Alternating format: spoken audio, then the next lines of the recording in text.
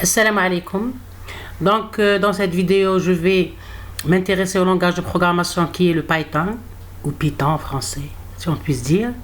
Donc, c'est un langage de programmation que je vais utiliser pour coder les méthodes d'optimisation que j'ai détaillées et je vais encore détailler, comme la méthode de descente de gradient, entre autres. Donc, avant de se lancer dans le codage des méthodes de descente, on va installer notre langage de programmation qui est le Python. Donc, le Python est un langage de programmation open source le plus employé par les informaticiens, surtout actuellement. C'est un langage de programmation le plus utilisé dans beaucoup de domaines comme le machine learning, la big data, le data science, le deep learning, la programmation d'applications, la création de services web, la génération de code, la métaprogrammation, etc., etc. Donc, c'est un langage d'actualité. C'est un langage évolué. Bien, donc, pour l'installation du Python, on va suivre c'est-à-dire les étapes suivantes. Premièrement, on va accéder au site de Anaconda. Donc, il y a plusieurs sources pour installer le Python, mais je vous recommande le Anaconda parce que c'est une distribution de Python. Elle est très recommandée. Donc, on doit accéder au site de Anaconda, c'est anaconda.com. Puis, on va taper activer le bouton Get Started, puis on va choisir l'option Download Anaconda Installer, et puis on va choisir le système d'exploitation, le type de processeur que vous avez, le 32 bits ou bien le 64 bits, et puis la version de Python à installer. Il vaut mieux installer la version la nouvelle version. Et puis on va exécuter l'installeur ou bien le setup une fois que le téléchargement soit terminé. Donc on va lancer le Anaconda, le navigateur d'Anaconda, et puis sur la fenêtre d'Anaconda, on va voir qu'il y a plusieurs applications qu'on va utiliser bien sûr pour notre codage de programme et notre bien sûr exécution des programmes. Bien, donc il y a plusieurs, c'est-à-dire la première chose dont on a besoin pour écrire notre code est un éditeur de texte. Donc il y a plusieurs éditeurs de texte qui sont, c'est-à-dire installés par défaut dans la version de Python qu'on va installer, qui vont nous permettre d'écrire notre code Python. Entre autres, il y a Jupyter, Spyder, PyCharm, etc. Dans notre cas, je vais m'intéresser à Jupyter. Mais ça n'empêche que vous pouvez utiliser les autres éditeurs. Chaque éditeur, il a sa spécificité. Donc, moi, j'ai l'habitude d'utiliser Jupyter, donc je vais l'utiliser. Donc, l'application Jupyter, s'appelle Jupyter Notebook. C'est un notebook qui va nous permettre de créer et de modifier des documents ou bien du texte qui affiche l'entrée et la sortie d'un script en langage Python. Donc, une fois que vous avez enregistré ce fichier qui va avoir une version, on va voir tout à l'heure la version du fichier, on pourra le partager, c'est-à-dire ces fichiers-là, on pourra les partager, c'est-à-dire avec d'autres utilisateurs ou bien avec d'autres programmes. Puis on a les librairies dans l'environnement d'Anaconda. Ce sont des librairies qui sont très importantes, qui vont nous permettre, c'est-à-dire d'utiliser des fonctionnalités ou bien des services dans notre code. Donc par exemple, entre autres, il y a la librairie NumPy, Matplotlib, etc. Ce sont les librairies que j'utilise beaucoup dans mes programmes. Maintenant, je vais passer à l'installation. Donc premièrement, je dois me rendre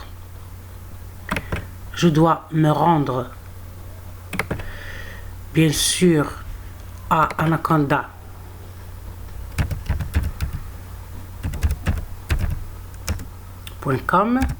C'est une distribution de Python que je recommande bien sûr pour l'installation de Python.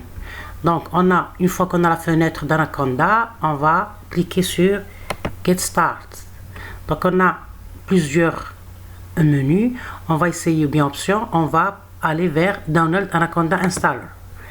Donc, vous voyez ici qu'on a les trois systèmes d'exploitation, le Linux, le Mac et le Windows. Donc, selon votre système d'exploitation sur votre machine, vous allez choisir le système d'exploitation et puis le processeur si vous avez un 64 ou bien un 32. Pour mon cas, j'ai le Windows et j'ai le 64. Donc, je vais cliquer sur 64. Donc, vous voyez qu'il commence à télécharger ma version ici. C'est la dernière version d'Anaconda. C'est la version 3.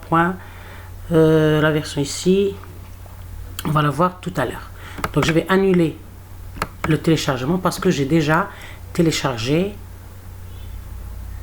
le setup. Donc, je vais me rendre sur le téléchargement.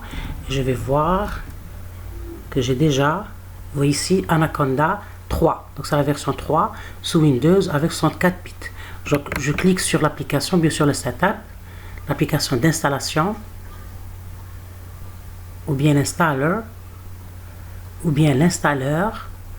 Donc il va exécuter le setup. Bien. Celui-ci, oui, je vais l'exécuter. Donc, please wait while setup is loading. Donc, il y a le chargement. Donc, on va taper sur Next. Ici, Yes, I agree. Donc, pour la licence. Puis, ici, c'est Install for me, yes. Lorsqu'on n'a pas un réseau ici. Next. Puis, on doit essayer ici de trouver l'emplacement. Donc, toujours taper sur Next. Donc, si vous voulez, is not empty. Donc, si vous voulez changer l'emplacement, donc, on peut faire un OK. Donc je vais me rendre sur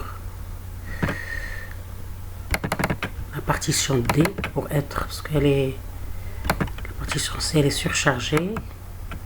Bien, OK. Et je vais créer ici un répertoire Anaconda 3 par exemple. OK. Donc je vais sur Next. Donc il y a ces deux, c'est-à-dire boutons, il faut les cocher. D'accord. Annuler. La première, il faut la cocher. Surtout si vous avez une première installation d'Anaconda sur votre machine. Donc on va cliquer sur Install et ça va vous installer. Donc je vais annuler l'installation parce que j'ai déjà installé Anaconda. Donc je vais lancer le navigateur, ou bien exécuter le navigateur Anaconda. Donc j'ai ici le Anaconda 3 64 bits. Je vais l'épingler sur la barre de tâches pour ne pas. Donc je crée ce raccourci. Donc j'ai ici le navigateur, je le lance.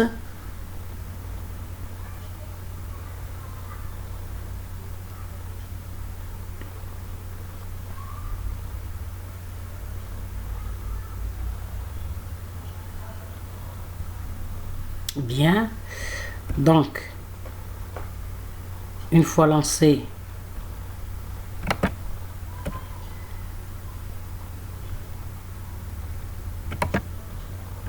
encore terminé.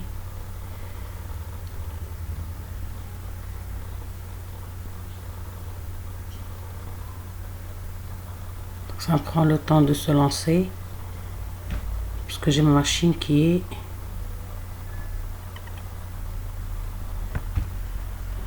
OK. Donc bien, donc vous voyez la fenêtre ici d'accueil de Anaconda Navigateur. Donc ici vous voyez qu'il y a plusieurs applications qu'on peut utiliser, entre autres le Jupyter qui est un notebook. Il nous permet d'écrire notre code Python. Donc il est très facile à utiliser et lisible. Donc c'est un web-based interactif. Donc une des caractéristique importante de Jupyter, c'est qu'il y a l'interactivité entre le computer et l'utilisateur et bien le programmeur. Donc Interactive Computing Notebook Environment, Edit and Run Human Readable Docs while describing the data analysis. Donc c'est-à-dire c'est un éditeur de texte qui a, c'est-à-dire sa façon de se présenter, il nous permet d'interagir durant l'écriture du code. On peut à chaque étape exécuter et voir nos résultats. Il y a aussi le Spider et d'autres applications, et même c'est des applications qui sont installées par défaut par la version ici téléchargée, mais si jamais on a besoin d'une autre application, on peut télécharger le package et c'est-à-dire l'ajouter à notre version ici. Donc il y a aussi l'option environnement qui contient les librairies dont on aura besoin. Donc vous voyez qu'il y a des librairies qui sont installées par défaut, mais si jamais donc c'est des librairies qui contiennent les fonctionnalités et les services qu'on peut utiliser, les fonctions et les services qu'on peut utiliser dans notre programmation Python. Donc on peut toujours ajouter des environnements spécifiques à notre recherche ou bien notre étude.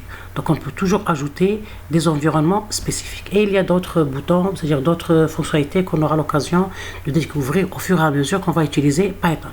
Ça c'est surtout pour l'installation. Bien. Donc une fois que notre Python il est, c'est-à-dire installé.